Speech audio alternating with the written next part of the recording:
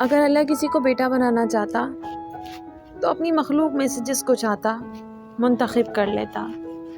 وہ پاک ہے، وہی اللہ ہے جو اکیلا ہے۔ اسی نے آسمان و زمین بنائے، پھر اس میں ہمارے کھانے کے لیے اناج اگائے۔ وہی ذات ہے جو ہر شے کو رزق پہنچاتی ہے اور کسی کو بھوکا نہیں سونے دیتی۔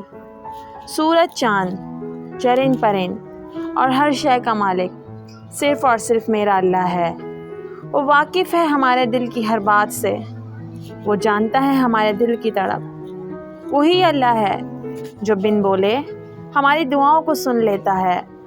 ہم اس کو بغیر آواز کے بھی پکاریں تو وہ ہمیں سنتا ہے، کیونکہ وہ ہماری شہرک سے بھی زیادہ ہمارے قریب ہے۔